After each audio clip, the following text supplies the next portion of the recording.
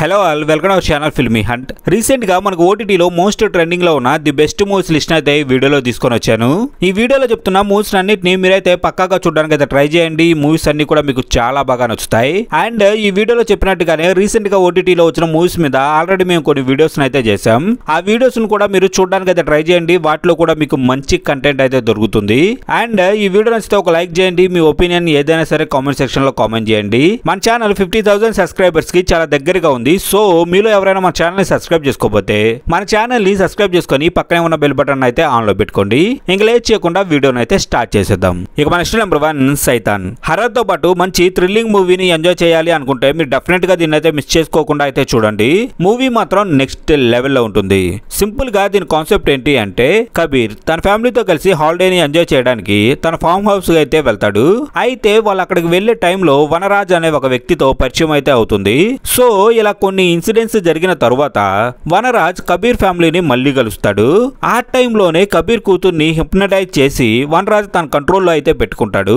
So ఆ తర్వాత movie ఎలాంటి టర్న్స్ తీసుకుంది, అసలు వనరాజ్ ఎవరు, ఎందుకు కబీర్ ఫ్యామిలీని టార్గెట్ చేశాడు అనేదే రిమైనింగ్ కాన్సెప్ట్. మూవీ అయితే మాత్రం నెక్స్ట్ లెవెల్లో ఉంటుంది. హర్రర్ మూవీస్ ని ఇష్టపడే వాళ్ళైతే దీన్ని మాత్రం మిస్ చేసుకోవద్దు. మీకు ఇంట్రెస్ట్ ఉంటే ఇది నెట్ఫ్లిక్స్ లో అయితే అవైలబుల్ గా ఉంది. ఇక next number 2 Manjummel boys. Survivor thriller movies మీద మీకు ఇంట్రెస్ట్ ఉంటే దీన్ని మిస్ చేసుకోకుండా పక్కాగా చూడడానికి అయితే ట్రై చేయండి. మూవీ అయితే మాత్రం మీకు బాగా నచ్చుతుంది. సింపుల్ గా దీని కాన్సెప్ట్ ఏంటి అంటే, కొచ్చికి చెందిన ఒక ఫ్రెండ్స్ గ్యాంగ్ హ్యాపీగా లైఫ్ ని లీడ్ చేస్తూ ఉంటారు. వీరంతా కలిసి తమిళనాడులోని కొడైకెనాల్ కు టూర్ కి అయితే వెళ్తారు. అంతటితో ఆగకుండా ఎవరికి ప్రవేశం లేని గున్నా కేవ్స్ చూడడానికి అయితే వెళ్తారు. అయితే పోలీసులు కళ్ళు గప్పి ఆ కేవ్స్ లోకి ఎంటర్ అయితే అవుతారు. అదే టైంలో గ్యాంగ్ లోని సుభాష్ అనే వ్యక్తి ప్రమాదకరమైన లోయలో అయితే పడిపోతాడు. సో వాళ్ళ ఫ్రెండ్ ని మంజుమల్ బాయ్స్ ఎలా కాపాడారు, ఫైనల్ గా మూవీ ఎలా ఎండ్ అయింది అనేదే రిమైనింగ్ కాన్సెప్ట్. మీకు చూడాలి అన్న ఇంట్రెస్ట్ ఉంటే మాత్రం దీన్ని అయితే ఒకసారి ట్రై చేయండి. ఇదైతే మనకి డిస్నీ ప్లస్ హాట్‌స్టార్ లో అవైలబుల్ గా ఉంది. ఇక నెక్స్ట్ నెంబర్ 3 మీరా. తన కూతురు కోసం ఒక తండ్రి చేసే పోరాటమే ఇందులో మెయిన్ పాయింట్. స్కైఫై థ్రిల్లర్స్ ని ఎక్కువగా చూసే వాళ్ళకైతే ఈ సినిమా పిచ్చి పిచ్చిగా నచ్చేస్తుంది. మీకు ఇంట్రెస్ట్ ఉంటే మాత్రం దీన్ని మిస్ చేసుకోవద్దు. సింపుల్ గా దీని కాన్సెప్ట్ ఏంటి అంటే, లారా తన ఫాదర్ కి దూరంగా తన మదర్ తో కలిసి లైఫ్ ని లీడ్ చేస్తూ ఉంటుంది. అయితే తన ఫాదర్ ఒక ప్రాజెక్ట్ కోసం స్పేస్ సెంటర్ లోకి అయితే వెళ్తాడు. అక్కడికి వెళ్ళిన కొన్ని ఇన్సిడెంట్స్ తరువాత వాళ్ళు ఎక్స్పెక్ట్ కూడా చేయని ఒక పెద్ద ప్రమాదం అయితే జరుగుతుంది. అయితే వాళ్ళు అక్కడ ఎలా సర్వైవ్ అయ్యారు, వాళ్ళకి అక్కడ వచ్చిన కొత్త ప్రాబ్లం ఏంటి, ఫైనల్ గా మూవీ ఎలా టర్న్ తీసుకుంది అనేదే రిమైనింగ్ కాన్సెప్ట్. మూవీ మాత్రం మీకు చాలా బాగా నచ్చుతుంది. మీకు చూడాలి అన్న ఇంట్రెస్ట్ ఉండి దీన్ని మిస్ చేసుకొని ఉంటే డెఫినెట్ గా ఒకసారి అయితే ట్రై చేయండి. ఇదైతే మనకి ప్రైమ్ వీడియోలో అవైలబుల్ గా ఉంది. ఇక next number 4 Khufiya. Spy crime thriller movies ని చూసే వాళ్ళకైతే ఇది చాలా బాగా నచ్చుతుంది. బట్ మూవీ కొంచెం స్లోగా రన్ అవుతూ ఉంటుంది. సో కొంతమందికి ఇబ్బంది అనిపించవచ్చు. బట్ ఇంట్రెస్ట్ ఉంటే మాత్రం ఒకసారి అయితే ట్రై చేయండి. సింపుల్ గా దీని కాన్సెప్ట్ ఏంటి అంటే, టబ్బు రాలో ఇంటెలిజెన్స్ అండ్ రీసెర్చ్ వింగ్ లో వర్క్ చేస్తూ ఉంటుంది. అయితే వాళ్ళ ఏజెన్సీలోనే పనిచేసే ఒక ఎంప్లాయీ ఉగ్రవాదులకు ఇండియా సీక్రెట్స్ అన్ని చేరవేస్తున్నాడు అనే అనుమానంతో అతని మీద సీక్రెట్ ఇన్వెస్టిగేషన్ అయితే స్టార్ట్ చేస్తారు. అయితే కొన్ని ఇన్సిడెంట్స్ తర్వాత స్టోరీ అన్ఎక్స్పెక్టెడ్ టర్నింగ్స్ అయితే తిరుగుతూ ఉంటుంది. సో ఫైనల్ గా కథ ఎలా ఎండ్ అయింది, రివీల్ అయిన మిస్టరీస్ ఏంటి అనేదే రిమైనింగ్ కాన్సెప్ట్. మూవీ అయితే చాలా బాగుంటుంది. ఫస్ట్ లో చెప్పినట్టు కొంచెం స్లోగా రన్ అవుతూ ఉంటుంది మూవీ. దాన్ని ఫేస్ చేయగలిగితే మాత్రం మూవీ మీకు నచ్చుతుంది. ఇదైతే మనకి నెట్ఫ్లిక్స్ లో అవైలబుల్ గా ఉంది. ఇక నెక్స్ట్ నెంబర్ 5 రక్తం. ఓటీటీలో స్ట్రీమింగ్ కి వచ్చిన మంచి కంటెంట్ ఉన్న మర్డర్ మిస్టరీ క్రైమ్ థ్రిల్లర్ ఇది. మధ్యలో నెరేషన్ కొంచెం స్లో అనిపిస్తుంది. బట్ మూవీ మాత్రం ఎంగేజింగ్ గా ఉంటుంది. సింపుల్ గా దీని కాన్సెప్ట్ ఏంటి అంటే, ఒక సిటీలో వరుసగా కొన్ని మర్డర్స్ అనేవి జరుగుతూ ఉంటాయి. ఆ మర్డర్స్ లో ఒక జర్నలిస్ట్ బాడీ కూడా దొరుకుతుంది. బట్ అవి ఎవరు ఎందుకు చేస్తున్నారు అనేది ఎవరికీ తెలీదు. అయితే ఆ మర్డర్స్ వెనుక ఉన్న మిస్టరీని తెలుసుకోవడానికి ఒక క్రైమ్ ఇన్వెస్టిగేటివ్ జర్నలిస్ట్ కూడా ట్రై చేస్తూ ఉంటాడు. అయితే ఇక్కడే ఎవరు ఎక్స్పెక్ట్ చేయని ఒక పెద్ద మిస్టరీ అయితే బయటపడుతుంది. సో ఆ మిస్టరీ ఏంటి, ఆ మర్డర్స్ అన్ని చేస్తుంది ఎవరు, ఫైనల్ గా మూవీ ఎలా ఎండ్ అయింది అనేదే రిమైనింగ్ కాన్సెప్ట్. ఇది మిమ్మల్ని ఎంగేజ్ చేసే డిఫరెంట్ కంటెంట్ ఉన్న థ్రిల్లర్ మూవీ. మిస్ చేసుకోకుండా చూడడానికి ఒకసారి అయితే ట్రై చేయండి. ఇదైతే మనకి ప్రైమ్ వీడియోలో అవైలబుల్ గా ఉంది. ఇక నెక్స్ట్ నెంబర్ 6 బైరీ. ఒక డిఫరెంట్ కంటెంట్ ఉన్న మూవీని చూసి ఎంజాయ్ చేయాలి అని అనుకుంటే మీరు దీన్ని మాత్రం మిస్ చేసుకోవద్దు. మూవీ మాత్రం మీకు నచ్చుతుంది. అందులో మాత్రం ఎలాంటి డౌట్ కూడా లేదు. సింపుల్ గా దీని కాన్సెప్ట్ ఏంటి అంటే, బైరీ తన చిన్నప్పటి నుండి పావురాల మధ్య పెరుగుతాడు. అయితే పావురాలతో పందాలు వేస్తూ లైఫ్ ని లీడ్ చేస్తూ ఉంటాడు. ఇలా వరుసగా కొన్ని ఇన్సిడెంట్స్ జరిగిన తర్వాత బైరీ లైఫ్ లోకి అన్ఎక్స్పెక్టెడ్ ప్రాబ్లమ్స్ అయితే వస్తాయి.